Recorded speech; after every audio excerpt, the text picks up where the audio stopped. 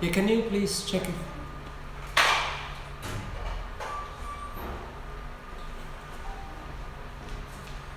So, 3 checks. All right, cool, thank you. Praise the Lord. All right, and can someone please check if the live stream is looking all right? Yeah, it's working. Yeah? Cool, and how is the sound and video? Sound. Oh yeah, Jesus, sorry.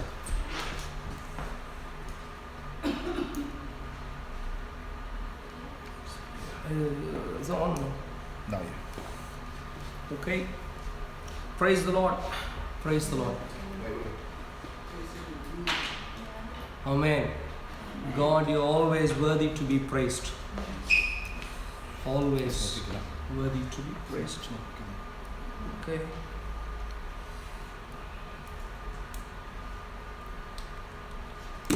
Wait, switch it off and then switch it back on here. So, say something. Praise the Lord. Okay, switch it off and switch it back on again. Okay. Off.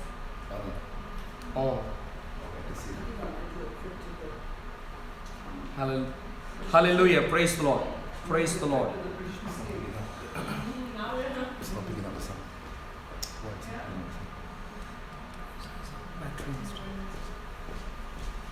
Praise the Lord. Are you sure, JC? You made a mistake even last time. Why? Because it did pick up, but you didn't. You were expecting something else. Because You were looking normally I for- would have these. No. So no, you said that even last time that we did something and then we figured out. One second. Yeah, praise the Lord. Praise the Lord. Is that it? Okay. Praise the Lord. Praise the Lord. Praise the Lord. Yeah? That's it. Praise the Lord. Father, we praise you, Lord. Okay.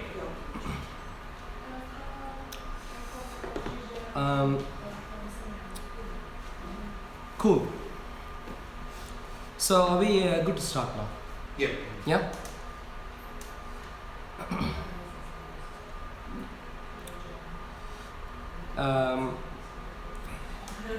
Can you read the text on the screen on YouTube? Yeah. Brother Raju? Can you read the text?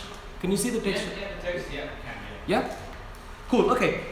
So let's start now. We might be a bit delayed. 8 minutes delayed. Okay. Let's try and see if we can make up for the time that we've lost in this session. Cool. Just a quick summary of where we are. The first session and the session right now are both about the Old Testament.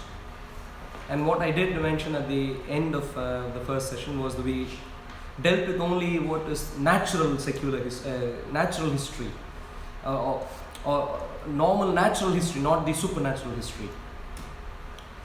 But in terms of ideas we've covered, what we said was the United Kingdom. Oops. Praise the Lord. Praise the Lord. What we said was the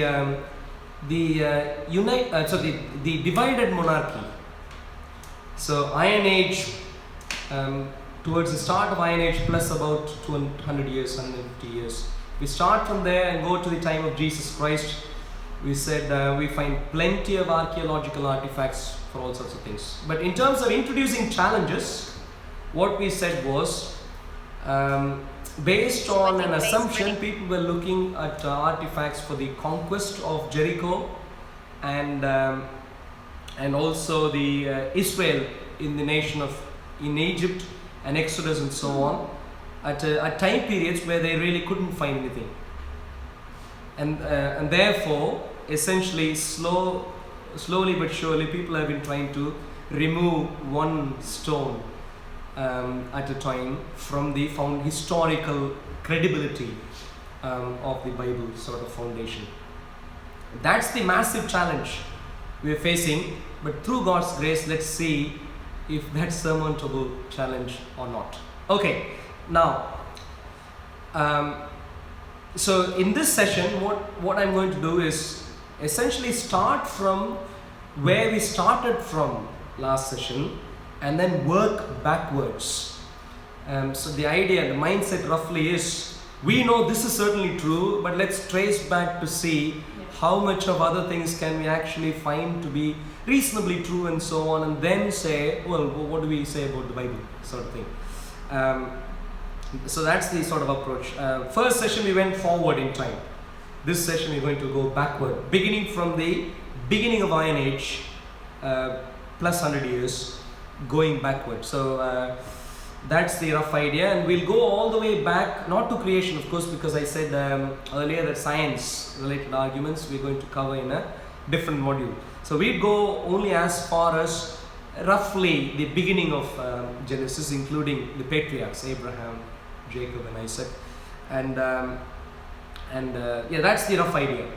Yeah, cool. Okay, so with that having said, I'm also hoping towards the end of this session, like earlier, we'd also have a 15-minute sort of questions session, but apart from that, towards the end of the session, I'd also like to give a list of arguments as to why I personally consider that biblical account should be considered as a credible account. Give a list of arguments. I think that's an area where I think we could do multiple PhDs sort of thing. I think anyway, so that's something we do towards the end. Okay, so the title for this session of course is Facing Up to the Challenges. How do we deal with the challenges? Do we run and hide away somewhere, or do we face it head on and try and ask relevant questions and see where we go from there? Okay, firstly, let's fix the anchors properly. What is not a controversy, let's settle those things properly, and that's where we're going to around 1000 BC again, the beginning point of the monarchy. So if we go there, which is so I said around 1000 BC, but let's say we're going to go to three crucial sources which we already looked at briefly, but I'd like to reiterate those just to trace back from there. 9th century Tel Dan Stele from Hazael, the king in Syria. Yeah, that's Tel Dan Stele. And what does he say? He clearly talks about David, and in the context of what he's saying, clearly David is identified as a king popular enough for even Syria to call a king after him as someone who is of the house of David. So we need to, there's no argument about that. So that's around 9th century BC, mid 9th century, so that's settled, no argument. Similarly, Mesha Stele, we said from Moab, and we said Omri, king of Israel as a nation, and Yahweh. In the context of what's happening, of course, that's northern nation of Israel, not the United Kingdom of Israel, not the northern Israel. And God, Yahweh. This nation having Yahweh as God. That's verified through a random, not random, but someone who is not of Israel and so has no incentive to talk about this Yahweh necessarily here. As a matter of fact, this is a God of an enemy, and so that adds credibility to the account. So that we appreciated in the last session, and I'd like to just reiterate that. 9th century BC, another thing that we saw, Kurk monolith, Shalmaneser III. Israel mentioned again. So from 9th century we find three different sources from three entirely different kingdoms. This is from Assyria, the previous one is from Moab, and the first one was from Syria. Three completely different kingdoms, essentially giving similar sort of attestation. So here of course the nation of Israel, and Ahab being a king in the nation of Israel. Add to that, from that time, from around 1000 BC, there's more information on the link there. Essentially what we find is, we find pottery pieces, small pieces of, a small piece of pot from around the time of David, having the name Goliath, and this is in the Philistine land, So having the name of Goliath. Now, how often is that name used in the Philistine area these days? How often in the centuries after that? These are questions that we need to ask. In that context, to find that particular name around this time is certainly very, very important to note. So that's 9th century. And now I'd like to introduce from Egypt, Merneptah Stele, which is also called Israel Stele, from late 13th century BC. So taking us back by a few centuries before that. What does that say? Lines, so of course it's a massive stele, as you can see, plenty of lines there. And so my focus is on lines 26 to 28. What does that say? The princes are prostrate, saying peace. No one is raising his head among the 9 bows. Now that Teheno, Libya, has come to ruin, Hatti is pacified, and Canaan has been plundered into every sort of woe. Ashkelon has been overcome. Gezer has been captured. Enom is made non-existent. Israel is laid waste, and his seed is not. This is from the 13th century BC. More, add to this another important point. Of course, Egyptians here, it's hieroglyphics, pictorial representations of words. And one of the things that they have done in the past is they, interestingly, you see terms like Gezer, Ashkelon, Enom, Hatti, Teheno, Libya, and of course Israel and Huru. The point is, between those, they differentiate between what are cities, i.e. people with a land, versus what are just people groups. And here, Ashkelon, Gezer are cities, named, they are viewed as cities, i.e. of course people in a city is pretty much like England, being people who are English. Land of people who are English, not necessarily these days, but historically, the reason for the name. But unlike that, the name Israel actually is seen here only as a people group, not with the land. Very important to note. Only as a people group, not with the land. But Israel is seen as a large enough people group for Merneptah, who is a very prominent pharaoh, not the prominent, but a reasonably prominent pharaoh, to mention by name and be concerned about his seed even.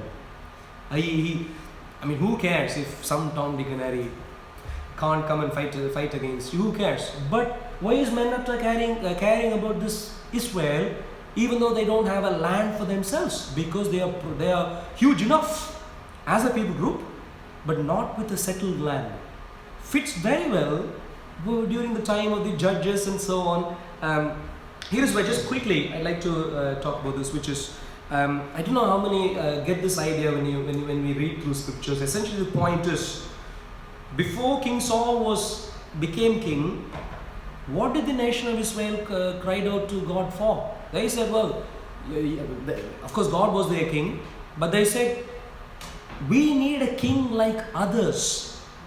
That's what they said. If people will come and fight against us, we want an army, we want a standing army, we want the pomp of a king who is here, so everyone would be threatened looking at us and so on, which implies that they didn't have that until the time of Saul. If you imagine, how was the nation of Israel in terms of dynamics? Well, if you have an issue, who do you go to? Samuel. Who is he? Was he someone who will be sitting on a throne somewhere? No, he'll be your next door neighbor somewhere. He is a prophet. He's a mighty man spiritually, but in terms of material things, he'll just be your next door neighbor. That's the kind of leadership they had. And fast forward back, before Samuel's time, judges. If you think about all sorts of different judges, the repeating theme in those things would be, God would just choose one or maybe two in some situations, but mainly one at any particular period in time, and he'll motivate him, either come and speak to him directly, motivate him, do whatever, and then through him and through with maybe 100 more people or maybe 10 more people at times, but maverick guys. They're like, like if you've seen what's that movie, Braveheart. It's like William. What's his name? William. What's the Scottish leader? Anyway, Robert Bruce is his historical name. Yeah, but if you imagine if you imagine the scene where they come down from the thick of the wood and all sorts of random clothing and stuff and all sorts of I think the only thing common they had was the huge stick which they had sharpened. Everything else was all over the place. That sort of thing minus the number. They at least had maybe a few thousand for those scenes. But if you consider the period of Judges, we're talking about literally tens, a few tens, maybe a couple hundreds. Imagine that. That is not your typical kingdom. It's not like President Trump saying, oh, the army is going. No. It's just a few people say, oh, can we go and fight? Okay, let's go. Roughly. Of course, that's not what happened. God motivated them. God strengthened them, all those things. But the point is, Israel spent I think a few decades at least in that sort of phase during the Judges period, and also during Samuel and so on, where that was how the country was. No one would be able to say, this is our king, this is our leader. If enemy comes, this is how we'd fight. There would be no organized plan, nothing of that sort. It will be what might appear to be chaotic, disorganized. The only organization, the only thing which is the much needed thing which they had was God. God was their king, and therefore everything was in control. There was no problem whatsoever. And so he could just ask someone not to grow his hair, and using his strength could wipe out enemies if he wanted to. That's what he did. And that is the representation we find here. As a people group large enough, but with some detail about how, out of the 7 churches, one particular church had Balaam as their model in terms of some people who were inside. Who is Balaam? Balaam was a foreigner during the time of the Exodus. Moses, Joshua, during that time, Balaam was a foreigner, but he knew God. He knew Yahweh God. So he could speak to Yahweh, and he's a true prophet in that regard. He can hear from Yahweh, and Yahweh spoke to him. But the thing is, for money, he had some nice plans. Israel was coming in as a nation trying to capture Canaan. Balak, who is a king of Moab, if I remember correctly, wanted Balaam to curse the nation of Israel for money. He's getting paid to curse. Now Balaam tried his tricks. He didn't curse because God prevented him from cursing and so on. So a few different things happened like that. Finally, he employed a very, very cunning plan where he really used some. He used sexual attraction. He used some women to essentially make the men of Israel commit sexual adultery with the nation of I don't want to name the people group unless I finalize this. I've forgotten now, but I think it's Ammon and Moab together. But take it with a lump of salt. So that's what he did. Once Israel has committed sexual immorality, now the assumption was God will remove his protection because now they are wicked, and therefore he can go ahead curse. And that's what he was planning. But the crucial thing is, we find there's information in this link. We have an artifact which actually mentions him by name. One particular guy, Balaam son of Beor, is how he is identified. And normally when we see expressions like this, by the way, in the Old Testament, when it says Balaam the Elamite or some such thing, we need to suddenly tune in our ears, because the thing is, when it uses some special expressions, it means that was an expression which was popularly used during their trying to precisely identify who it was talking about. In other words, it's supposed to reasonably uniquely identify. So similarly in the New Testament, when we see something like Simon Peter, Judas, who is not Iscariot, it actually means that particular Judas was clearly identified just as not the Iscariot Judas. That's how things happen. Similarly, son of Beor, that's how we see, and that's what we see here. Shashu, so that's very, very important, taking us back again during the time of the Exodus and beginning of conquest.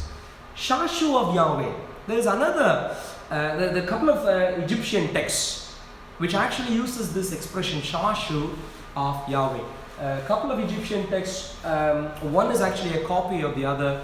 And essentially, if you read that, the texts actually go on to talk about 6 different Sashus, who are called Sashus. And historically, based on analysis, it has been understood that these Sashus are nomadic people groups. Except one of them is Shashu of Yahweh.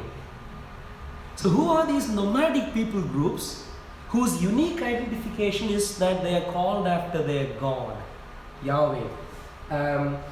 So that's another, again, a people group large enough to be reckoned with, but not with land. Nomadic in this particular regard, on top of the previous points. Here specifically nomadic, and that's the idea of the Shashu. A few different nomadic groups, and one of which is the Shashu of those two, with proper kings. In what regard? In terms of dynamics, not in terms of who they are. That very well matches with the biblical mindset of things happen. Now let's begin doing a minor analysis on Jericho. What kind of place is Jericho? Now historically, like I said earlier, I don't know precisely when the origin of that city is. I haven't looked into that level of detail. It could be one of the first few cities in the world. First few, I'm not saying the first, but first few. But when precisely, I don't know. But what I do know is that it has been there for centuries, and by the time of even early Bronze Age, it was a proper walled city. You know, like it's like how do you say? I mean, how many would dare? You could be a maverick guy, but how many of us would dare? 100 people together would say, "I'm going to fight against the US with my little whatever I have." People wouldn't do. That sort of city was Jericho, well walled, proper in terms of political structure, proper in terms of the military structure in place. That we do know. And what we also do know is around the 15th century, in the time period we are talking about, which is the Bronze Age and the Iron Age combined together, around the 15th century was when it was destroyed last, after which it had about 600 years of being nothing apart from one or two, I think just one house, which is called a middle house, I think. And after that, 600 years later, it was built again, but the wall was never built again. The city was not the wall. In other words, if you want to go back to the wall that we care about, around 1500 BC was the last time archaeologically. Remember earlier I said Bible clearly says Solomon built his temple around 480 years after the construction of after the Exodus. Solomon was about 1050 BC around. Move back 480. You're looking at that sort of time period. Not Ramesses the second in the late about, and that's when it was last destroyed. And there are some specific points which archaeologists are laying out for us. The city was the wall. When I say city here, city including the wall. The city with the wall was last destroyed 15th century BC, destroyed by fire. Joshua had a command to destroy every city that he captures by fire. You're not supposed to reuse cities. Again, Islam goes wrong. One of the things, maybe I should keep this away for some other time. But the Yahweh of the Bible is very clearly polar opposite from the Islamic Allah of the Quran. And one of those ways is this: you are never whoever I am judging and choosing to wipe out because of their wickedness, you're not supposed to even reuse what they have, because if you attempt to, then you might learn their practice. Don't do it. And so destruction by fire was expected out of Joshua, and that's exactly what had happened to Jericho. Fortification walls had collapsed, but not showing signs of an external attack. The walls didn't, so the external attack was clearly not the reason why the wall collapsed. So the question we need to ask is, of course, it matches with the biblical view, because Joshua, even though he captured the city, he didn't attack the city. All he did was go around singing songs with the rest of the nation. And so clearly, however the wall collapses, if it collapses in the wrong way, that's clearly good for the biblical account. And that's what we find. Destruction happened in spring because we find grain storage, again matching with what we find in Joshua account, because Joshua account tells roughly around this time is when Joshua attacked, Israel had to go around the city of Jericho. Grain stored in the city was not consumed. If it was a long siege, 5 months, enemies waiting around, you'll finish off all your food. But the food was still there. And so clearly it was a very, very swift attack, but not a conventional attack in the way we find in the walls. And then the grain wasn't used by the invaders also. Why would they, if they are coming? Of course, they're not natives. They are people who are from elsewhere who are coming to fight. Why would they not take the food? They haven't taken the food. Why is that? Biblical account clarifies. You're not supposed to wipe it out. Nothing to be reused. Not alone that, there are other archaeologists who are actually saying, if you take the book of Joshua, remarkable Genesis, of course we might learn the books of Genesis, all the books in the Bible in multiple iterations. So initially we might grapple with some of the ideas, later on some other ideas, The point is, at some stage what you begin seeing, or even once you sort of a bit clued up in terms of archaeology, you'd also begin seeing groups of list of names of cities when they show up, as if it's a treasure trove, because you can reconstruct history based on that. So what we find is, archaeologists are finding that out of all the city-states in the nation of in the land area called Canaan, the cities that Joshua attacked and captured are those which are actually seeing the sudden disruption. They are destroyed, and then they aren't inhabited for a long time after that. That is clearly seen in the city-states that Joshua destroys. A list of which is given in, for example, Joshua chapter 10 and so on, where you find there are multiple battles and stuff mentioned, and they'll mention about Hatzor and a few other towns and so on mentioned. Whenever you see the names there, you find discontinuity in the archaeological records. And there are other city-states which are in Canaan which do not show a similar discontinuity. In other words, remember earlier I showed you a quote from Israel Finkelstein where I said, what we see are just normal urban and then rural and then urban sort of cycle. We don't find that. Specifically with the names that the Bible gives, you find that disruption, not with the others. Add to that one more thing. What does normal urban, rural, urban cycle mean? So we are a city now. Are we going to suddenly wake up one day and say, you know what, enough of being a city, let's wipe out everything and then let's just be nomads. Let's just do agriculture. How many have done that in the past? What does he mean when he says normal, as if it's usual? It doesn't happen anywhere. There's only one reason why such a thing would happen, and that's where you simply can't live here anymore. And that's either when an enemy attacks, or maybe there's famine or stuff like that. That's when you abandon existing well-established structures and then go to what is necessary pastoral structure. So in other words, here, I don't know where Israel Finkelstein gets some of his terms.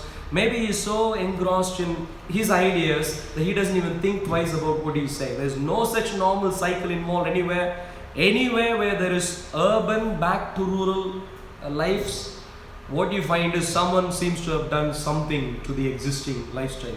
They abruptly change things. Okay, on top of that, maybe I'll go to Amarna tablets first. Hapiru as a people of conquest. So Amarna is in Egypt. Amarna tablets are really tablets, clay tablets, letters written, letters of communication between pharaohs and people who were related to pharaohs. In this case, this particular document actually comes from a letter, a clay tablet written by someone in Canaan who was writing to a pharaoh. And you can get information on that here. I think even a picture of that.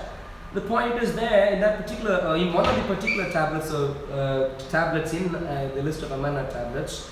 What we find is a people group again called Hapiru. Hapiru, who are a people of conquest. If you think about Hapiru, the thing that comes to your mind is they are going around fighting. And Hapiru is normally understood to be Hebrew. Who were the nation of Israel when they came out? So Hebrew was the term, was used as a dynamically interchangeable term with the nation of Israel. If you read the book of Exodus, even though the term Hebrew has a slightly wider connotation, what does it really mean is still up to a bit of question. One possible explanation is it's really people who crossed over. So people who crossed over Euphrates River to come to Canaan from Babylon, and that's why Abraham was called a Hebrew, is the idea given. But the thing is, if you go to the book of Exodus, Israel was clearly referred to as Hebrews. I think if I remember correctly, especially in the context of saying there were others also. By the way, those who God saved during Exodus wasn't just the nation of Israel. Anyone, as long as they do the Passover, have the blood, will be saved. And you find non-Hebrews also who came along with the Hebrews. So the point is, Hebrews that's a term interchangeable with the nation of with the term Israel, especially at that time, and you find them referred to as a people of conquest. So in terms of Jericho so far, what do we find? If only we get the Exodus synchronization differently, which we haven't done so far, yeah, we certainly find a very good candidate option for how the biblical history could match with the history as given in Joshua and Judges. Yeah, with me so far? Just one more clarification here. I think this is where I'm thinking some of these minimalist archaeologists haven't read their Bible properly, which is one of the important controversies advanced against the Bible related to this is that they say the book of Judges contradicts with the book of Joshua in terms of the mindset. For example, if you read accounts of what happened in the book of Joshua, you'll find Joshua wiped out and so on. So the idea is sudden conquest, all people who are wiped out, is how they see it. All of Canaan were wiped out, it's just the nation of Israel. Sudden fighting and so on. But if you go to Judges, you will clearly see those who were supposed to have been wiped out were still around. And that's where you find Philistines. That's where you find Ammonites, Moabites, Midianites, Amalekites, and so on, still around, trying to fight with the nation of Israel. That's why judges have to rise up and say, oh, I won't let you, and fight back and so on. But, so they see these as contradictory accounts. Whereas if you carefully read the book of Joshua and earlier books, it's very clear what is described in Judges is very clearly and expected based on the details given in the previous books. What does Moses say? All of the nations would not be wiped out. I'm leaving them behind as thorns in your flesh because you really messed up, and I don't want to treat you as if you've done nothing wrong, because that will be clearly wrong. So you clearly see that, and that's why. But what does book of Joshua say? When you go through the book of Joshua, for example,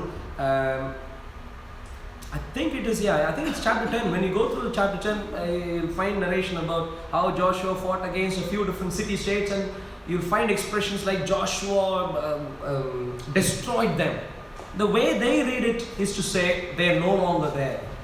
But clearly that's not what the book of Joshua says, because if you just move to the next chapter, which is just one verse after, you would find that Joshua still went ahead to fight against the other guys who were still around. But the previous statement said he was destroyed. So how do we read the term destroyed? Well, there are a few different ways of reading, and one very legitimate way of reading is that they were subjugated.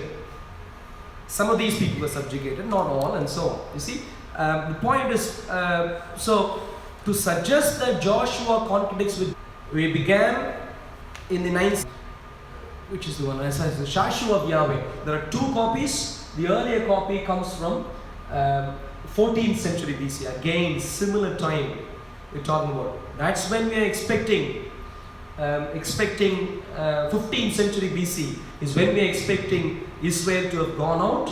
So 14th century BC, of course, there had been nomads called after Yahweh, and that's what we are finding in these artifacts we have seen so far.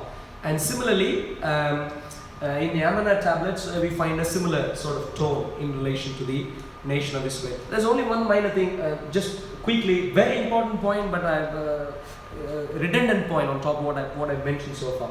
Jabin, King Jabin is a very prominent man at that time. He was king of the most prominent city-state in the land of Canaan at that time, which is Hazor. He was the king of that, and we find details of him in the book of Judges. There's also another king Jabin. Did I say Judges? In Joshua, and there's another Jabin in the book of Judges. But the one in Joshua, we find even an archaeological artifact of a letter related to him from Hazor. So the point is, these all match up. So far, good. If only we get the Exodus thing nailed properly, then essentially we are getting all pieces together. Now, let's go to Exodus. Moses and Exodus, from fiction to fact. What do we do with Exodus? So, this is the table I showed you earlier. Late Bronze Age, around 1500 BC to 1000 BC. And I showed Jericho had nothing here apart from one large house. New town here for 600 years, nothing. And the wall was never rebuilt. So the wall wasn't there even in this. So that's the background. Ramesses II was when they had the sojourn earlier. Moses and Joshua and Exodus and so on. I've removed all of them. And the reason is, it seems like we have a pattern in the artifacts that we see in Exodus, in the book of Exodus, slightly earlier, and actually closer to the timeline we get from the Bible itself, which is around 500 years before Solomon's temple, which is around 1500 BC.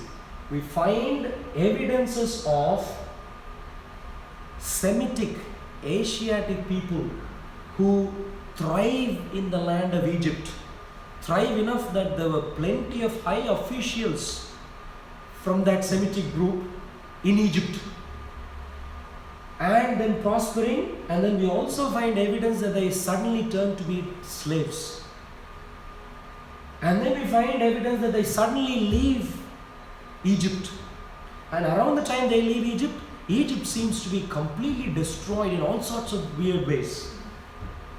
And also soon after the destruction, that entire dynasty comes to an end because some other Asiatic people, when I say Asiatic people, I mean people who come from not Africa, i.e. not Egypt, but rather from the Asia side, more closely related to Canaan and that sort of area.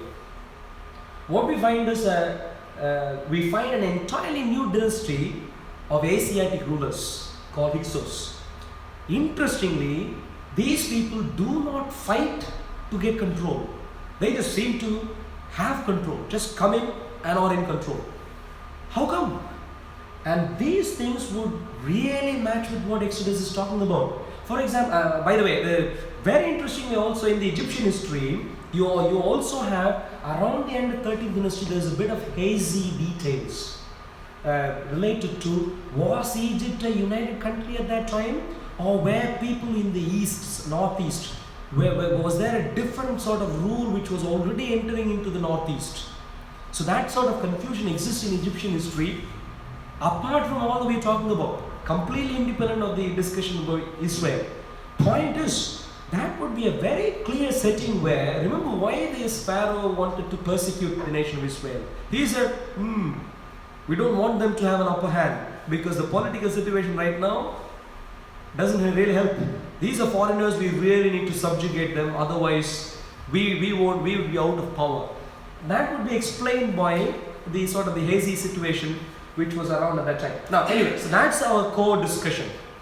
The question that we're going to ask is, could that possibly map onto the biblical Exodus? Is what we're going to see. And if that were, when we go with those evidences, what we find is exactly when the 13th dynasty falls, Hyksos begin to rule, the large Asiatic group, the entire large colony of Asiatic groups entirely move away like that abruptly, and around that time is exactly when Jericho wall falls.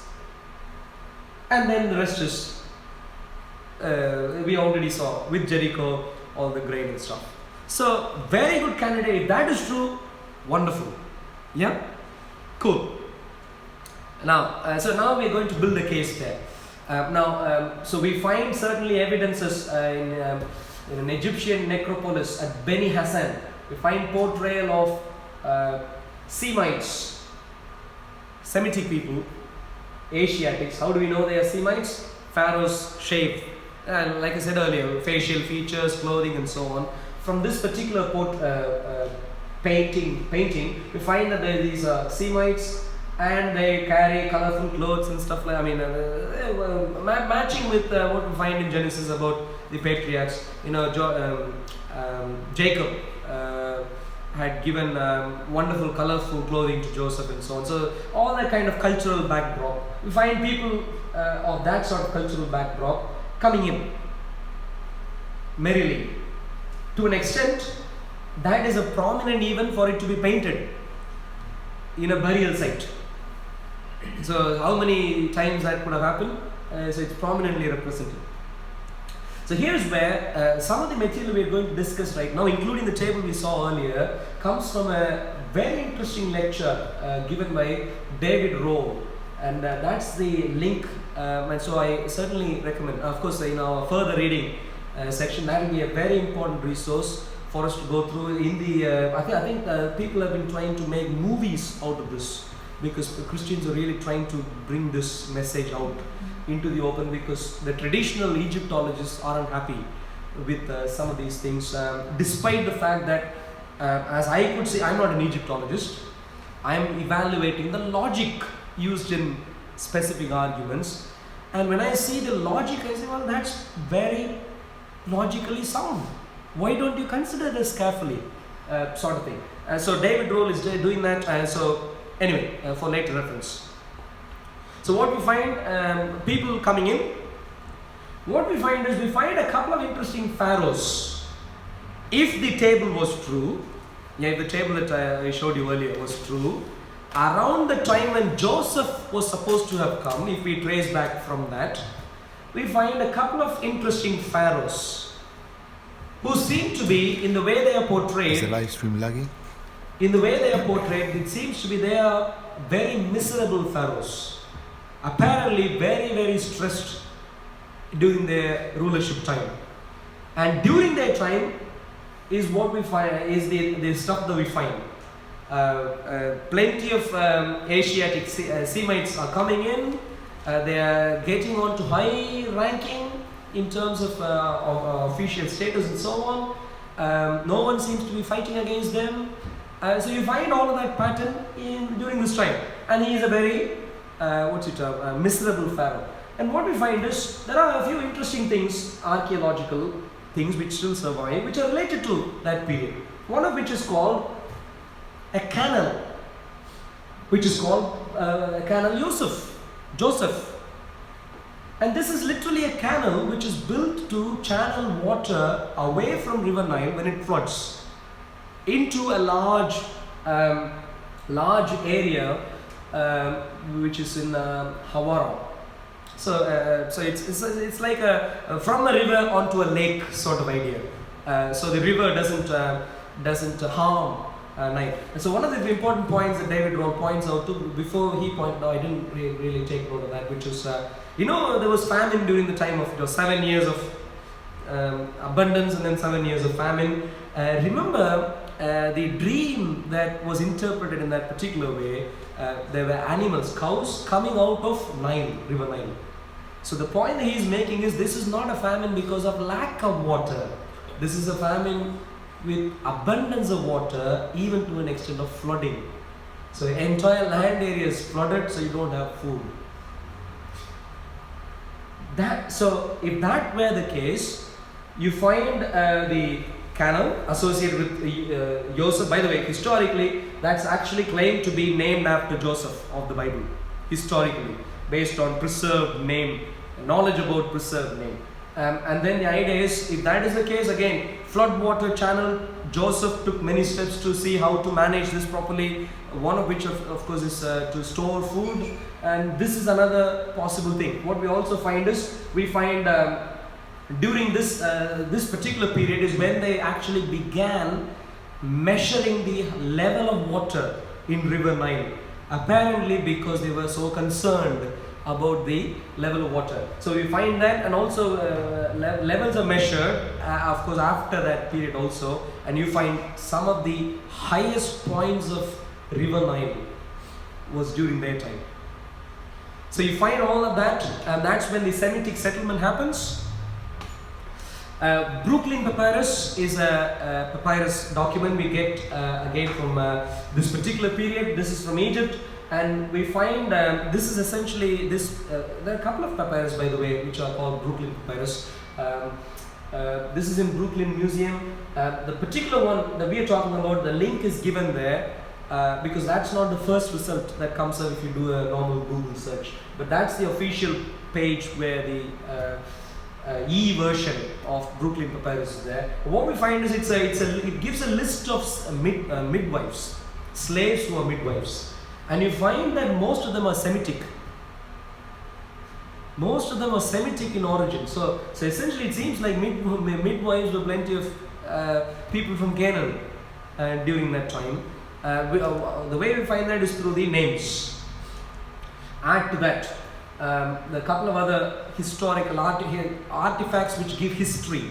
One of which is a Jewish historian, Artapanus, and he actually names, he's a Jewish historian concerned about Jewish things of that time. So he actually names the pharaoh corresponding to Moses, and he names him as Kenopheres.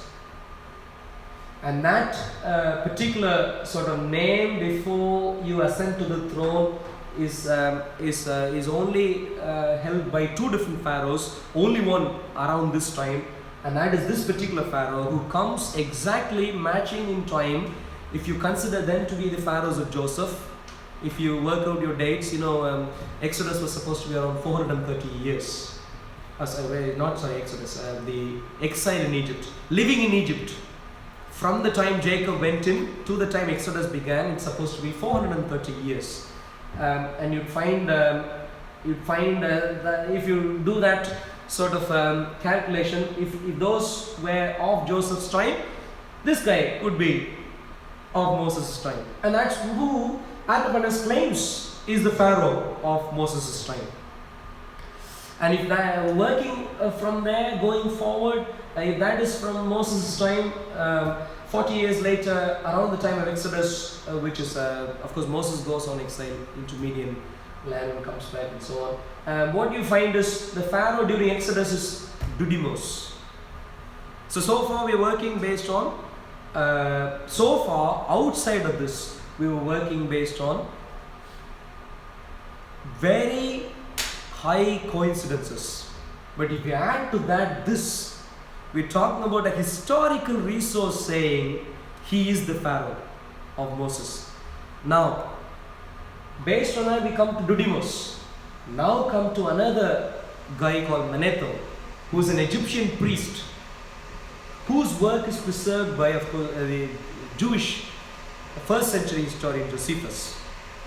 Manetho goes on to claim that the Egyptian pharaoh during the time, so Manetho goes on to claim a pharaoh called Tutmosis was a pharaoh when God, not gods, not Egyptian gods in plural, but one singular God, as if is uniquely identifiable as to who is being spoken about. God smote us during the time of Tutmosis, which is the equivalent, which is the Egyptian equivalent of what you find there in Greek. So am I getting this right? One second. That's the Greek for the Egyptian Dudimos, yeah, sorry. Tutmosis, sorry. This is the Greek because Josephus is using, he is in the first century here already. Cool. So what have we got here so far? So we've got, if we begin with what we find in Jericho, and if we trace back, everything seems to be falling in place here. Add to that the papyrus called Ipuwer papyrus, which in my evaluation seems to be fairly neglected so far. I've given a link to where you can find the text corresponding to the English translation of the text corresponding to Ipuwer papyrus, giving you information about where you get the authentic sort of an education institution link to that. The point would be, go through Ipuwer papyrus, that seems to be, to me, talking about the 10 plagues. And there are a few other people also who are looking at it in that way. It seems to be talking about blood all over the place. It seems to be talking about slaves who are who have taken over. No law in the land. All the rich people seem to be sort of controlled by these poor people, and so on. So you find all the ingredients. You find some insight into some of the plagues also there. So essentially that adds credibility to all of the stuff that we have seen so far. Yeah. So do you see, pretty much putting these things together, ignoring for a moment all the opposition that the other the Egyptologists are bringing in, if you put these things together, that pretty much is reconstructing the tale of Exodus and Israel in Egypt and so on. Add to that David role. I haven't even reproduced, I think maybe 5% of what I saw in David Roll's lecture. It's about 2 hours lecture, which I'd really encourage all of us to watch. And if you go through that, it almost seems as if the entire story of Joseph seems to be there. And when I say entire, I mean the crux, the crucial crux. You find archaeological artifact of a house with in the Semitic area, which is in the city of Avaris, which is what is later known as Ramesses, the city where the Israelites were as slaves. And in that city, you find this particular house has tombs within house territory, 12 tombs. Only one looks like a pyramid, and pyramids are reserved for high officials in Egypt. Now, not just any high official, you need to be either the pharaoh or someone like the pharaoh to that extent. And you find a pyramid there. But then if you get into the details of what the internals of the pyramid, it seems like it's a Semitic burial, but with the pyramid. And the rest of the 11 burial tombs are all Semitic in nature. The house the particular house is a large house, indicating it's a very, very prominent person in Egypt, but of Semitic origin. And then it was extended and it was built in 2 separate stages. And in the second stage of really the extension stage, you find 2 additional quarters built into the house, as if it's built for 2 of your children. and of course Joseph has Ephraim and Manasseh, two children, and so on. And this again matches up with the time when you have Semites who are popular, and then later on they became slaves, and then later on they leave the land entirely as one group. So all of these things together match up. So that's the story so far. So we have a very, very highly credible candidate option here. What is the only thing which is preventing us is the mention of the name Ramesses. And the question of whether Ramesses is mentioned in the Bible is so Ramesses, the Pharaoh called Ramesses the Great is the one we need to be concerned about. And that is where I think David Rohl gives a very, very important point in relation to the names. I don't know, I'll give you a simple example. This is my knowledge of Greek. I've been self-teaching or self-learning Greek. And one of the things I came across is the fact that V and B, I don't know if you know, V and B, what is written today with a V is actually pronounced with a B. Basilios, for example, is actually written with a V. And this kind of thing shows up in Hebrew also. The Beit, Aleph, Beit is the second alphabet, but Beit is really a Beit only if you have a dot, if I remember correctly. If you don't have a dot, it's a Beit. So the B and the V are interchangeable and so on. Is it similar in Spanish? B and D. So similar things. For example, I am a Tamil. In Tamil, the name, the language Tamil is actually Tamil with a U, and that is written as ZH. So the point is, there are interesting features in various languages which have interesting past. Why is it written as ZH and so on?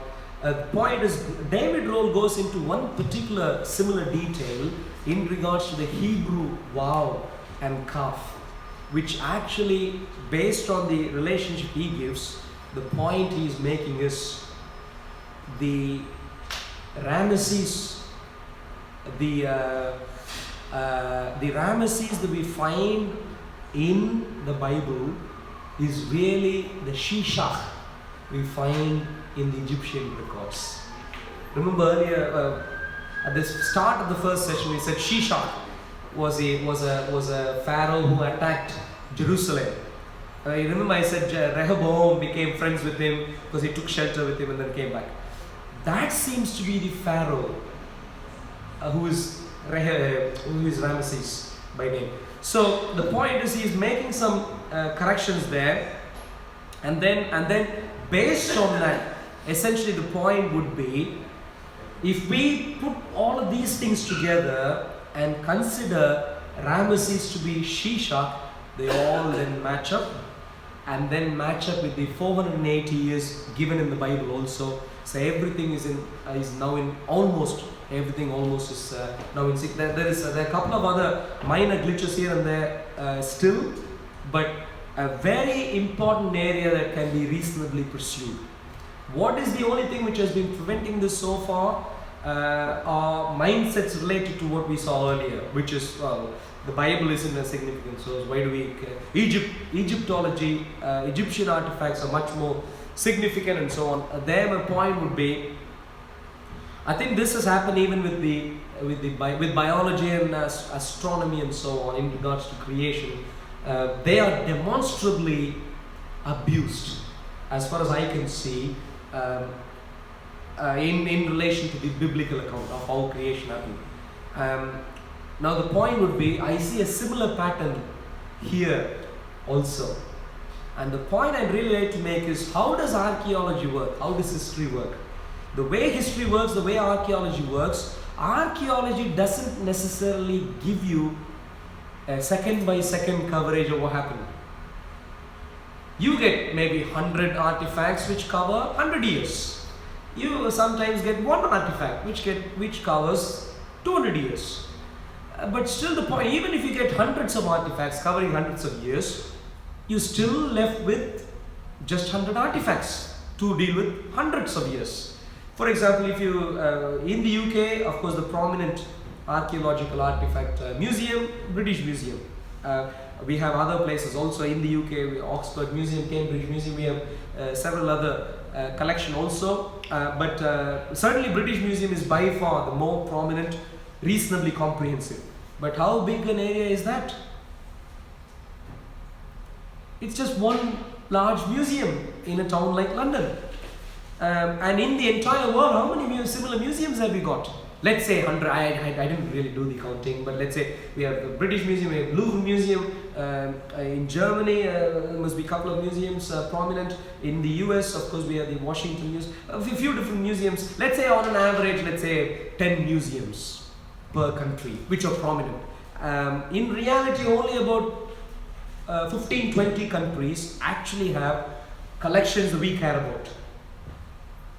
Because most of the artifacts are in the UK, and all the remaining are in Louvre Museum and so on, in France, in Germany, in Turkey, in Israel, certainly in Iraq, Iran also.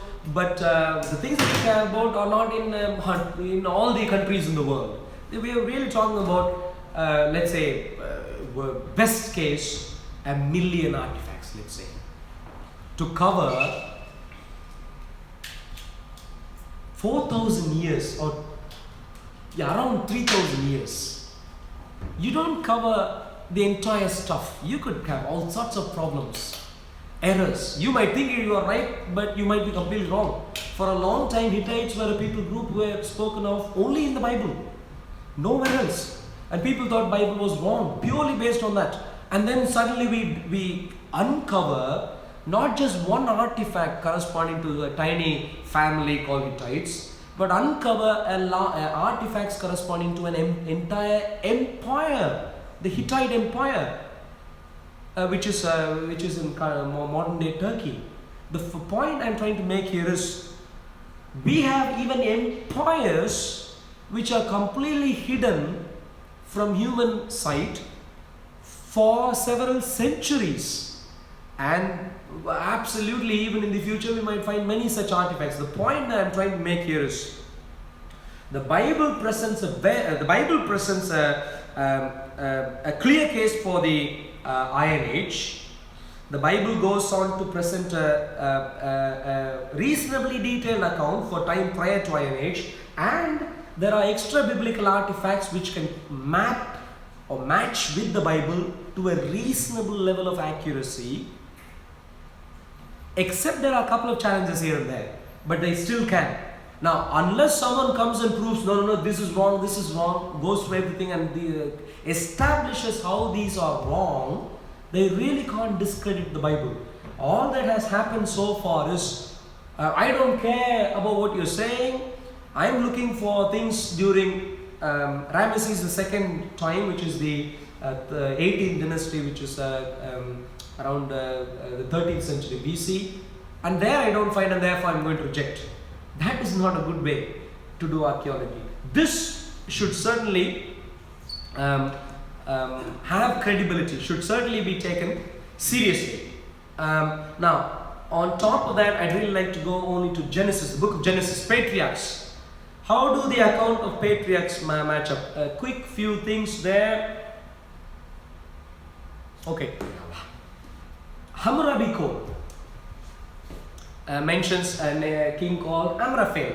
The Bible mentions a king called Amraphel, and we have artifacts. This particular one is in British Museum, and related artifacts are in I think Louvre Museum in France, and that gives us a person called Hammurabi, and Amraphel etymologically is Hammurabi, as how the Jews would have, the Hebrews would have called it Hammurabi.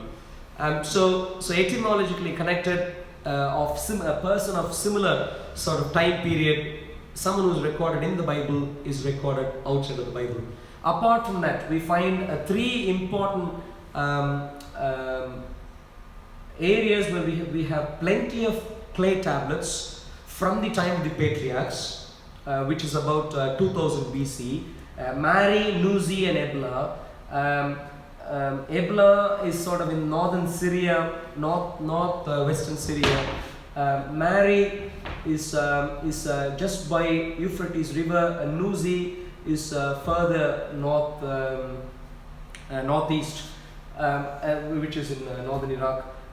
There we find plenty of interesting information. Ebla, for example, talks about Sodom, Gomorrah, Admah, Zeboim, Bela in cities in that particular order, and the Bible uses that very particular order in 2 different places.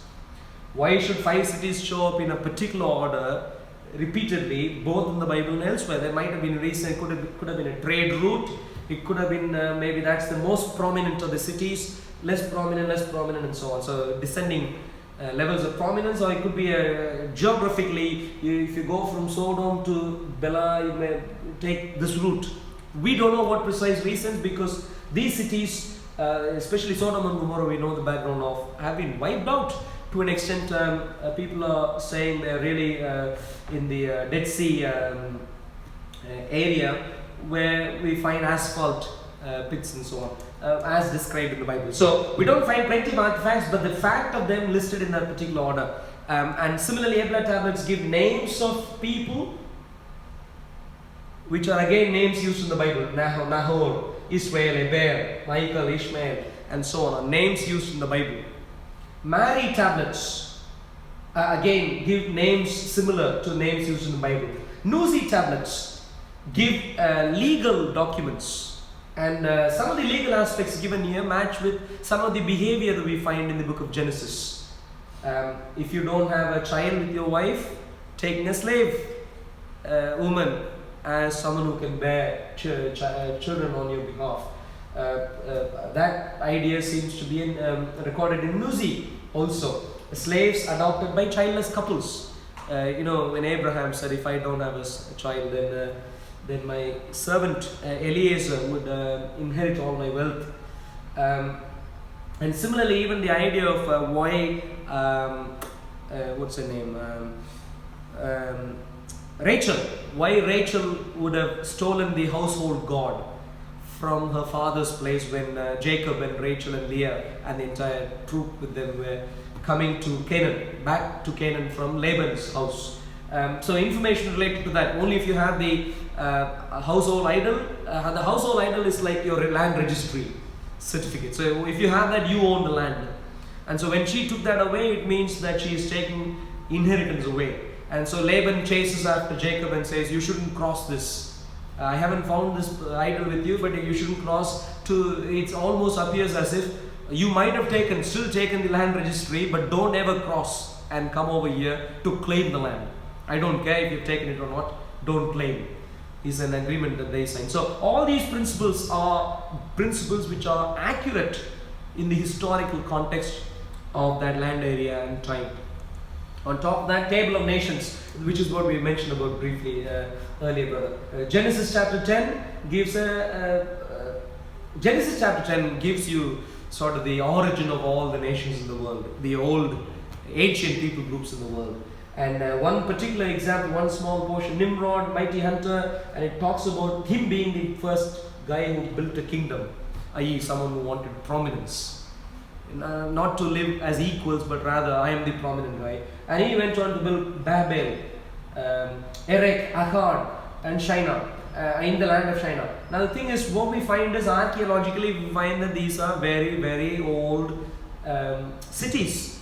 We find, so roughly matching with the timeline that's given. Similarly, Nineveh, Kala, Resen, and so on, Rehoboth. So all these things are also match up with the information that we have during the patriarchal times. In other words, to summarize so far, what we have seen, Jericho and the conquest, Israel as a nomadic people group during this time, and then just fast forward 1 or 2 more centuries, they become a kingdom. Nomadic people group for a quite considerable period of time, but prominent enough to be recorded. Exodus, Israel in Egypt, Israel's exodus from Egypt. All of these, we have a very, very credible set of artifacts which come together to correspond to what we find in the Bible. We still have work to do, but it's a very credible case to be made. Okay, all right, cool. Just half a minute break for Brother JC to change. Just 20 seconds, 10 seconds, 5 seconds, 1 second. 3, 2, action. Action, all right, cool, thank you. Okay, now that's the case that we'd like to advance. Let's see through God's grace how many people pick that up.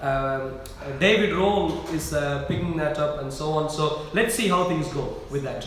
But it's a very credible case. Now, I'd really like to make my comments about my take on what the minimalists have done. They have advanced ideas, agreed, but I'd like to evaluate. And so, reassessing challenges.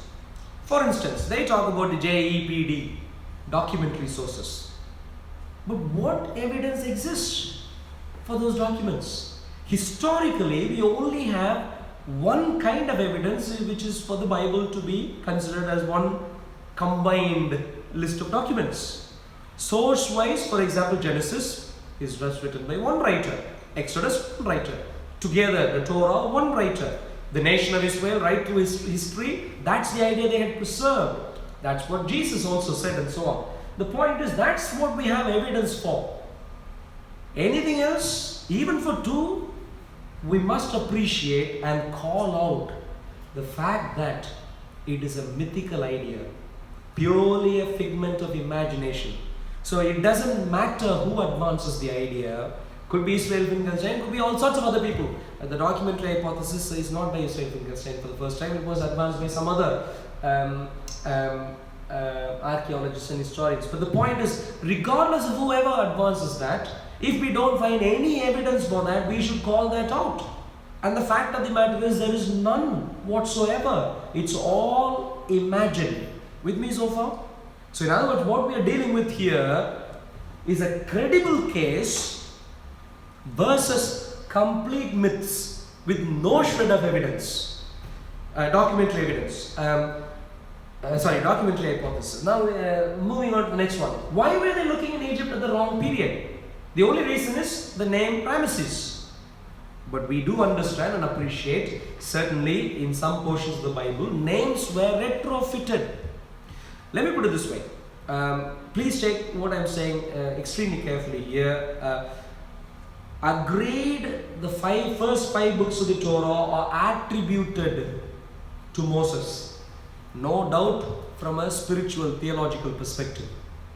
But I do not think any reasonable biblical scholar would actually say that automatically implies every single statement there written was from Moses, which we obviously know is not the case. Looking at Deuteronomy, the last couple of verses, people seem to have added a little, most likely Joshua or someone after him has added a little bit of what is called a postscript sort of thing to just a couple of verses there. But we also find that things were updated to reflect some other realities. For example, Moses could have written the entire stuff, barring maybe 2 verses here, 3 verses there, 1 or 2 words here and there, and names could have retrofitted. Nowhere in the Bible says all of these are written personally by Moses entirely. You see what I'm saying? That's a very reasonable comment to make. But having said that, the most important point to note is theologically, scripturally, and historically, based on the history and tradition the nation of Israel has preserved, it is true that regardless of minor things that you have added here and there, the book has enough content. The first 5 books have enough content from Moses that they should be called after Moses. Pretty much like I write a book called after my name, but there are a few statements written by some other people there. So when I call my name there, it's not to say everything is from me, and so on. So that's the kind of idea. So in other words, we have a reasonable explanation as to why the name Ramesses could have been retrofitted to the name of the city. by the time of that particular sort of compiling together what came originally from Moses. That could have been one possibility. Another possibility is, words and names and culture and so on of Egypt, we're not masters on those things. We know a lot, agree. Egypt is one of those nations about which we know a lot. Maybe apart from the biblical account, the Bible is a very, very remarkable source, very unique in the entire history of nations across the world. Apart from the Bible, if you keep the Bible away, and if you want to look for other archaeological artifacts and stuff, maybe Egypt and Egyptian artifacts would be some of the best, if not the best. So in other words, we know a lot, no doubt about that. But that is not to say we know everything. Who else was called Ramesses? Was a city called Ramesses at that time? Was it called Ramesses even before that for some other reason? How can we confidently conclude, and especially in the context of rejecting an entire literature which is reasonably credible otherwise? You see what I'm saying? This is not a simple game. This needs to be taken extremely seriously. I'll give you a simple example. I was working in a financial institution 5-6 years ago. This gives news information. Financial news comes through my system, sort of in microseconds from the time it's released. And I came across this article and I thought, you know what? And it said it gave a name of a particular state in India. It's called Odisha. And it said, oh, Odisha. Something happened in Odisha. And I read the article and I thought, oh no, it's not Odisha, it's supposed to be Orissa, not Odisha. And I was going to actually, in a couple of minutes, I was going to write to the journalist who gave the article, which is from a place I worked in. So I was going to write to him, say, please make this correction. It seemed to have got a mistake, maybe a typo, whatever. And then briefly I thought, maybe I need to briefly check.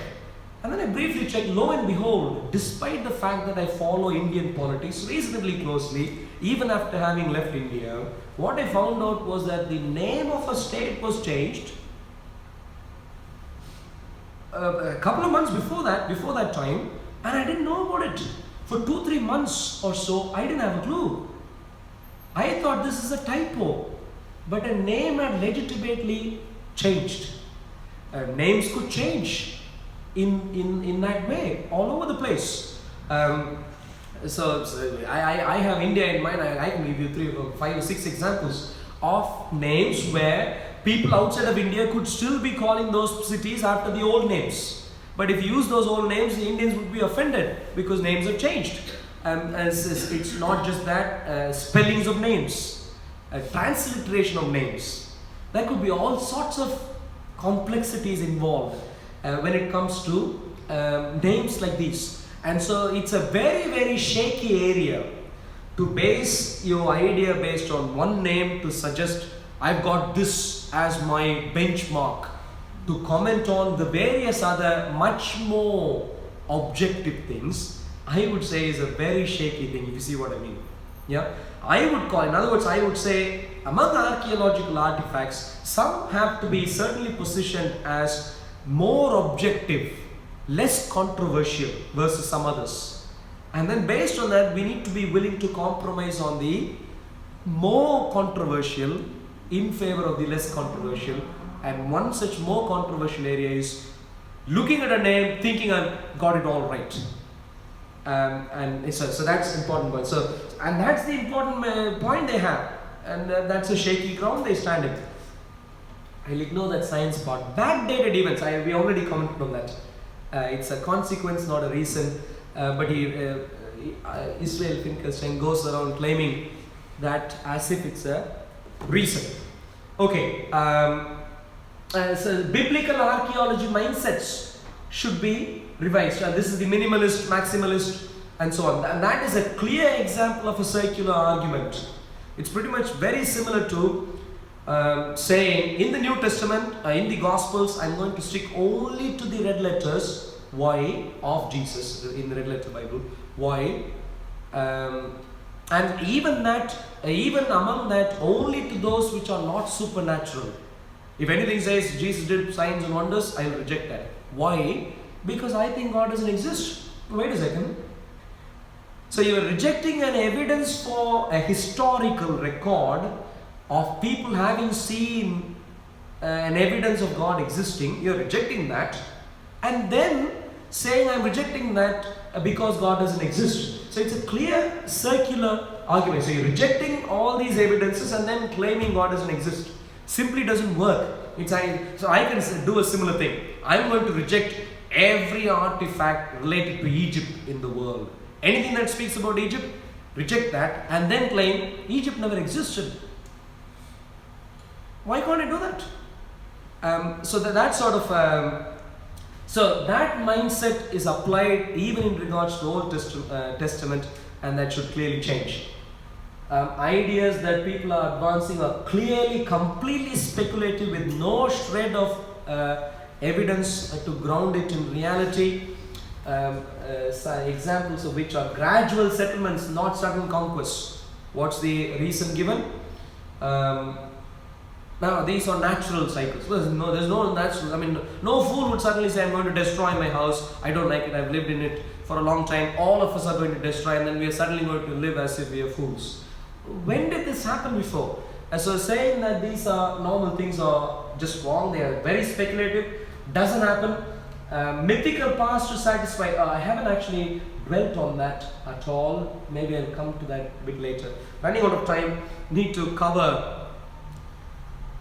a framework that I have. Maybe over the next 5 minutes or so, I'd really like to summarize a few arguments that I have put together to really use to evaluate any and every idea that people use in the future.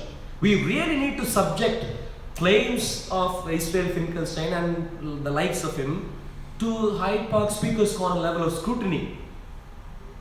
We really need to do that, which they haven't been used to. They have been in cozy circles. Everyone respects that you have doctorates and so on. No one questions. Even when people question you, they question you gently. So you think you made some point, they think they've made some point. Everyone just listens to both and just changes no opinion. That's what's happening. And this is where, okay, if we try and evaluate, so I've given 4 categories, I think 4, maybe 5 categories of arguments here. One is self-testimony. So let's pretend there is no other archaeological artifact outside of the Bible. Only the Bible. And only from the nation of Israel. Nothing outside of the nation of Israel. Let's pretend that's the case. Now, the question that needs to be asked is still, how could this artifact have come into being? We are still not talking about one uniform block. It's not one guy showing up saying, I've got 1,000 pounds.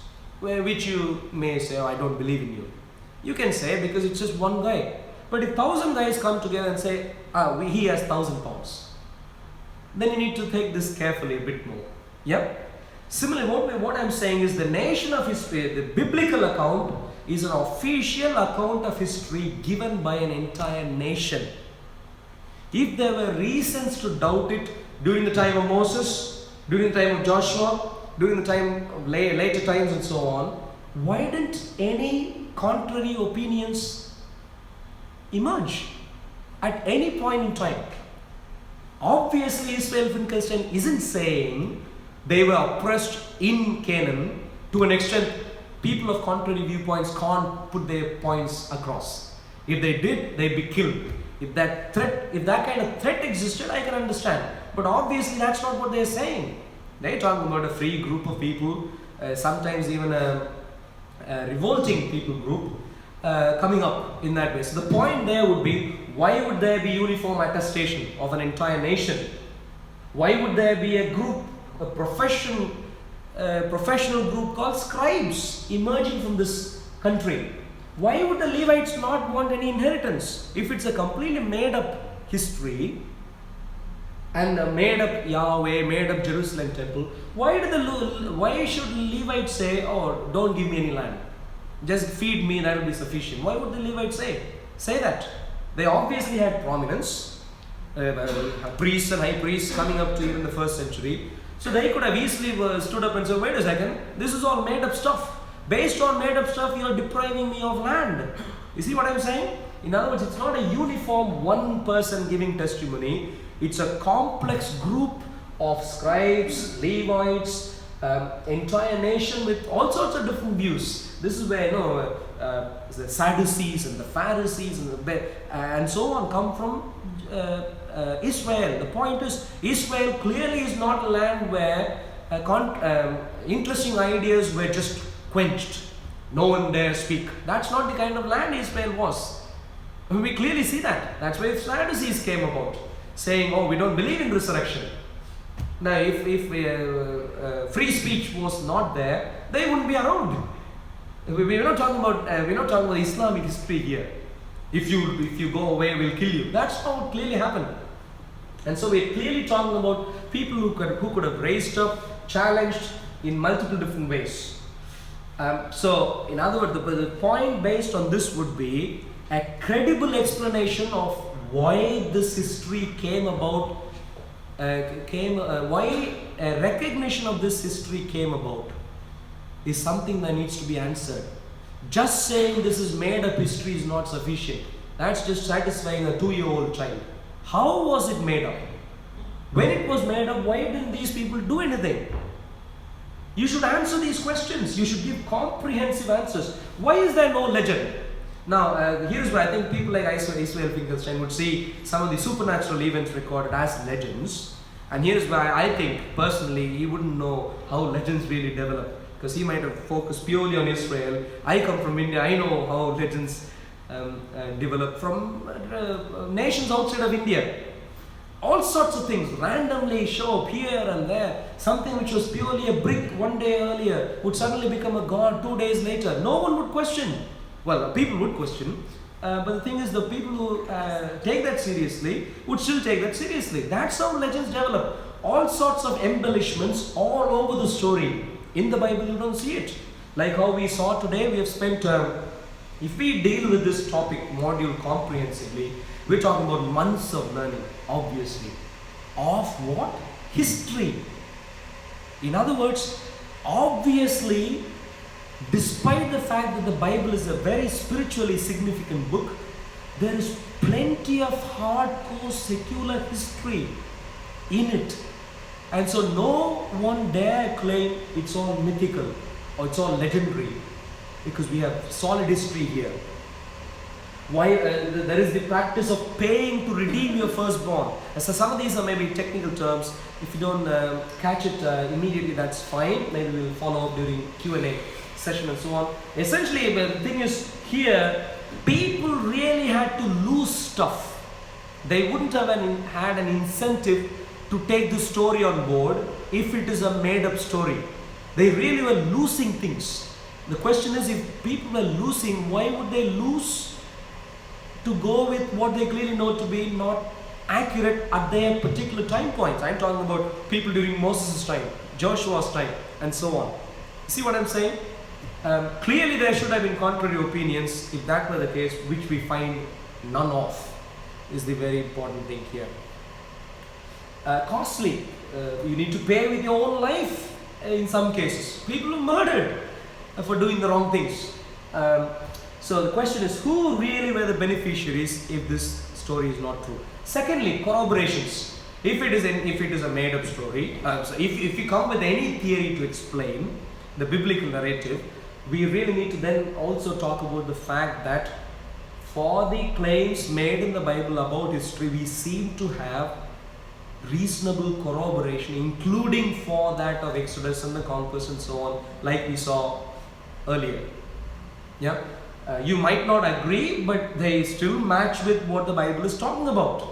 So you need to now explain how that could be the case. Corroborations, potential challenges. If you look at the storyline of the Bible, Samaritans were treated not as equals. The Assyrians were mocked. Their gods were mocked. The Babylonians were mocked. Their gods were mocked. People in Tyre were mocked. Their gods were mocked. Queen of Sheba was claimed to have traveled from a long time, and these are prominent people. Northern Israel, for example, the other important point is the nation of Israel wasn't one nation. It became two nations, at times fighting with each other. Hundreds of years where they were fighting with each other. But you find in the Bible, Judah to be prominent, the king, throne of David to be prominent. So why would the northern nation of Israel, which is actually the larger, the more, perhaps after the Solomonic times, the more prosperous nation in various different ways, why would they say, you know what, okay, you be the better guy, I'll be the lesser guy? Why would they do it? Especially after having been claimed to have become Samaritans. Why would they claim? In other words, do you see the point? There are plenty of, even if you ignore people inside of Israel, individuals, plenty of nations which had power and ability to challenge the view of the Bible. The only challenge they bring in is, my God is better than your God. Not that you think I think you're making up your history. You're not really who you are claiming yourself to be. You see what I'm saying? But that didn't happen at all. And now, if you look at the storyline in the Bible, Israel Finkelstein gives ideas like, Abraham, Jacob, Isaac and Jacob never existed. They were really made up during the monarchic times to just give an idea. For example, during the monarchic times, divided monarchy, you have the northern Israel, southern Judah. Someone really said, you know what, we need to combine us all, unite us all. So I'm going to invent Isaac and Jacob, who lived in north and south, and then Abraham, to link them both together. So we're going to say we are next door neighbors, we're part of the same family, and so on. So in other words, Israel Finkelstein will point out to all the rosy stuff to say, really Judah wanted to give a motivation, or Israel wanted to give a motivation to sort of muster together the nation, and that's why they did. They made things up in the book of Genesis about their origin and so on. Really? Have you read the entire book of Genesis? If you really want to make things up, can I please suggest to you a few things? You would never claim you took over the land of Canaan, because Canaan would come and fight with you saying, it's my land, why did you take my land? If you were making things up, you would say, this is my land, not Canaan's land, but my land. You would never ever talk about Ammon and Moab. You would never talk about Edom. If you know about biblical, not the nation of Edom, but the individual Edom, which again, Israel, according to Israel Finkelstein, is just to make Edom as the bad guy. People have made up the person of Edom. But if you go through the book of Genesis carefully, Edom was a reasonably good guy, better guy than Jacob. Jacob, in many regards, in a purely historical regard, Jacob was the deceiver. Edom was the guy who was deceived. Why would you call the guy who you want to make the enemy of your nation the better guy, the one who was deceived, the one who was the victim? Why would you do it? You would rather say, Edom is the bad guy, or he took several things from me, now you need to fight back. That's how you'd structure an argument together. This is reverse logic. This just wouldn't work. Foreigners in Canaan, dispossession of land. Oh yes, as I mentioned already. Foreigner in Egypt. So why do you talk about being slaves and suffering and so on in Egypt? What you want to do is muster an army together to go and fight. Just say that's what you want. Don't say we are weak and so on. And one of the other things, main, very, very important thing. If you want to muster an army together to fight against your enemies around you, the one thing you would never dare to do is say don't fight. Would you do that? You want to fight against your enemies, neighbors, they're fighting against you, you want to pull them together and so on. Would you ever say don't fight? Is that what you would say to muster them together? But go to the Old Testament. Be still and know. Oh, Jericho, you don't have to fight. Just take your fancy musical instruments, just go around. Is that how you would muster an army together? I don't need a large army, just 300 people, sufficient. Oh, these people who drink water in this particular way, that's sufficient for me. Oh, one guy, two guys went around, did this. You have problems within you, and so on. giving glory only to God. You really aren't heroes. You're zeros. You're nothing. Only God needs to be recognized. Is that how you would muster an army together, especially if you're making up history of that God? You know he doesn't exist. Would you say he's going to come and say, don't worry, just sit back, relax? Is that what you would say? You see what I'm saying? The storyline is contrary to what would have been a logically valid storyline if people like Israel Finkelstein has to be given any credence. So this idea of minimalist argument, I really can't see how they have made this thing up. Logically, it's backward. It's not just it doesn't work. It works in the opposite way. It's a negative impetus which you would never do. On top of that, of course, we have the greatest testimony of the Old Testament that comes from our Lord and our Savior, King of Kings, from Jesus himself. And that I present as a historical argument also, despite the fact that he is supernatural and might not be seen as part of secular history, for the pure reason that we are going to have sessions 3 and 4, where we are going to establish Jesus is rock solid history. His resurrection is rock solid history. No one dare challenge him. And so when he says something, we can establish in sessions 3 and 4, we can establish you better listen to him. So when he says something, we take it seriously, even as a secular point. I think that point should be taught in universities, because this is a historically valid point. I'm not advancing some sort of a weird religious idea. I'm advancing what is a historically valid point. Yeah? So just to summarize the argument so far, if you look at Jewish accounts, you need to understand that their account based on the fact that they have Levites, they have people sacrificing in all sorts of different ways to come up with the account that they have come up with. Just doesn't add up unless it is history. Point number 2, on top of that we have extra biblical sources attesting not just the implicit fact of Israel would have challenged otherwise, but also the fact of other artifacts attesting to the nation's history. Thirdly, no reliable contemporary challenge. Assyrians, Babylonians, northern Israel, Moabites, Ammonites, Philistines, no one really dared question. All they did was, these are people group of Yahweh. We see this is of a God, and they were fighting on a God-to-God basis. So they clearly took them seriously for who they were. And they had no other challenge except to say, maybe I might have a chance. My God might defeat you, sort of argument. Opponents had incentive to contradict the claims, but they never did that. So that's the summary of what we have. In other words, if we trace things back, post-divided kingdom, solid history, no qualms, no controversies, no arguments. Pre-divided kingdom, we have artifacts to support biblical account. The only reason that is not being considered carefully so far is because of a very flaky point about a name. And so things need to really be reconsidered there.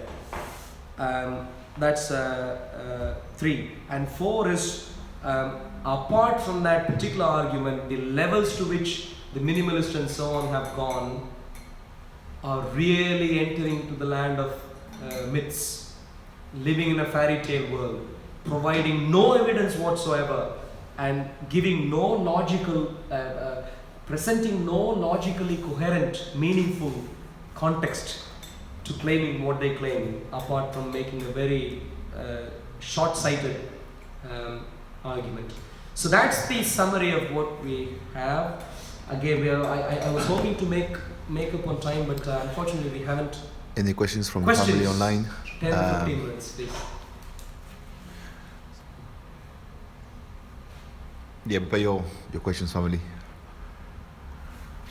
While we are waiting for questions, maybe I'll just make, unless there's a question coming through, I just want to make one final point. Are there questions already or not? No questions. No questions, so okay. So maybe while people are preparing the questions, one quick point. Remember earlier I said we were looking at secular history, not the supernatural signs and wonders. Apart from the papyrus that talks about the signs and wonders in Egypt, if it matches with the 10 plagues. In regards to the remaining supernatural things recorded in the Old Testament, how do we deal with that? And there my point is, we need to categorize them into different things. And the main entry point for us who are living today to verify the veracity of the claims is to look at what are purported to be miracles that happen in a public arena, like the Red Sea splitting, like just view the storyline corresponding to them. Yeah, so Red Sea splitting, the 10 plagues as testified by Israel, the River Jordan splitting, fire from heaven during the time of Is the live stream lagging a little bit, family? And so on. If you pull them all together, I'm not talking about the talking snake, because that's not a public event. I don't believe in the Bible because suddenly I thought talking snake is very credible, because people use fallacious arguments to undermine the Bible. They'll come, oh, you believe in a talking snake. Well, wait a second. No. I believe in a God, and I can see the act of that God clearly in other very clear manifestations when I examine the context properly. Once I have established that that God is true, then I'm willing to say anything else he says, I'm willing to go with it. Who am I to question that? But that is after I establish that the existence of that God. And for that we need to take public miracles, Red Sea, 10 plagues, if you see what I mean, yeah? And most of which prominently happened at the origin of the nation of Israel. And the question that we need to ask is, if they did not happen, if they hadn't happened, and they were purely made up later on in Israel's history, suddenly out of the blue during King David's time or later, if that was the situation, the question we need to ask is, why did everyone know, why was there no one to challenge that? Israel is not a nation of fools. Israel is not a nation where free speech doesn't exist. Historically, people even spoke out even against King David, let alone anyone else. Even King David, people, there was one particular day cursing him to his face while he was still king. That is the kind of nation the nation of Israel is, and that's why no wonder free speech wise, I don't know if you have observed the Jews, they say all sorts of things free speech wise. They even say, oh, God doesn't exist and so on, even without reading the Bible. That is the level of freedom the nation of Israel has had from God. I'm not talking about from other countries, but from God. So the point is, that being the case, if the events hadn't happened and they were later introduction, the question we need to ask is, why is there no contrary account? Exactly. How can someone say, are we saying suddenly today I'll say, you know what, let's team up together, I'll introduce a new religion, and we will say God gave us cars or something. If we say something, there'll be airplanes, whatever, if you see what I mean. You would say, wait a second, I have stuff to do. Keep your idea to yourself, I have stuff to do, and then you'll move on. If you're independent thinkers and so on. That's the nation of Israel. Why did they all team up? Especially after the hierarchy of Samaritans and so on came in.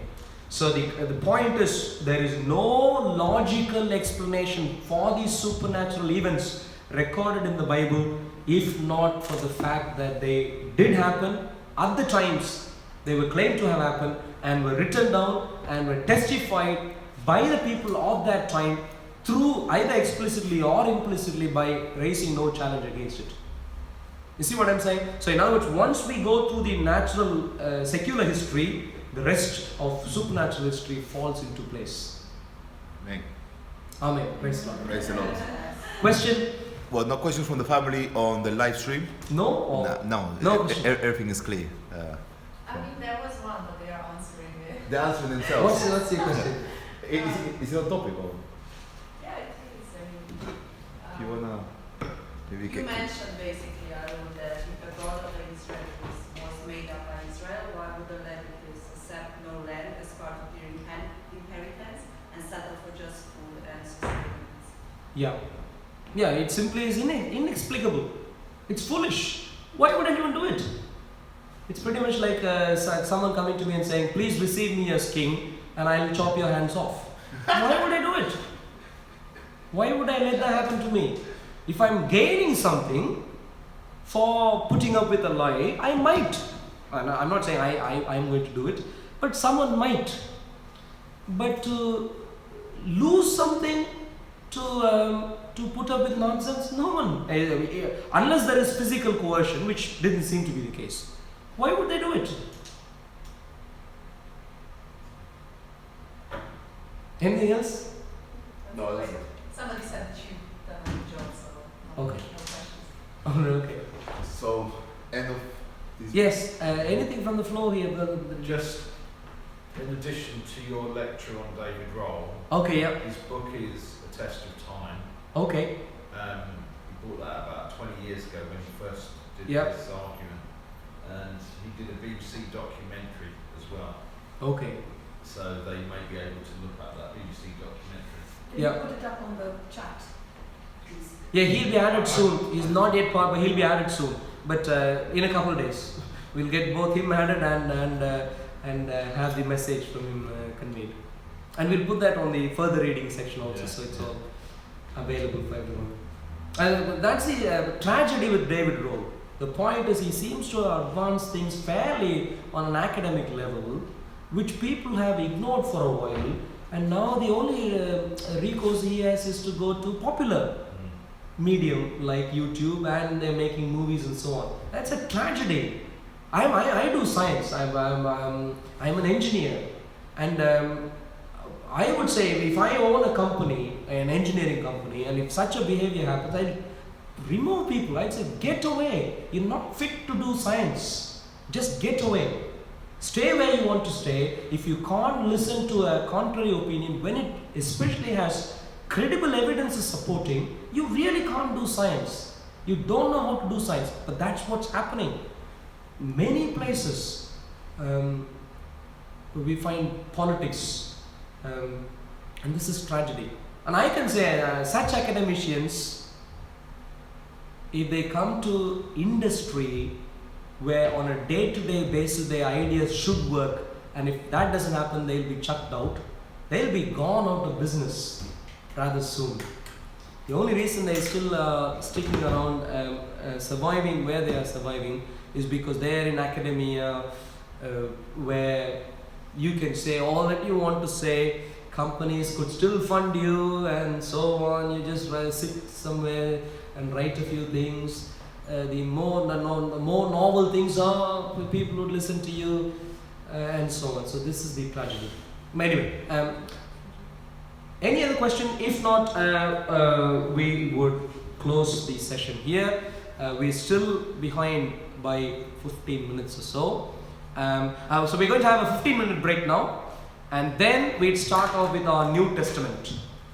And hopefully we'd still be able to make up time, the time that we lost. Okay, thank you very much. For those who are on live stream, both on SOCO and Operation Stephen, 15 minutes break please. So now is 3:20 in the UK, I think, and 3:35 is where we come online. So that will be challenges of the New Testament. It's a New Testament. So similar to what we've done to the Old Testament, we're going to do New Testament. Alright.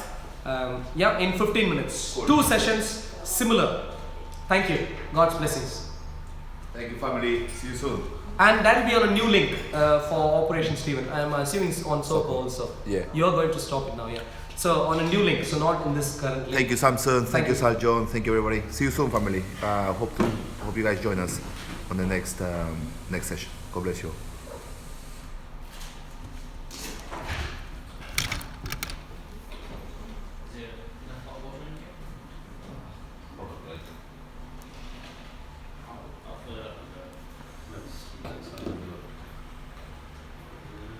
Shall I switch this off, brother, and then turn on after? Yeah. Yeah, switch off. Yeah, I think I need Hopefully it works. to. Okay. That was a good session. Hmm? Yeah, it was a good session.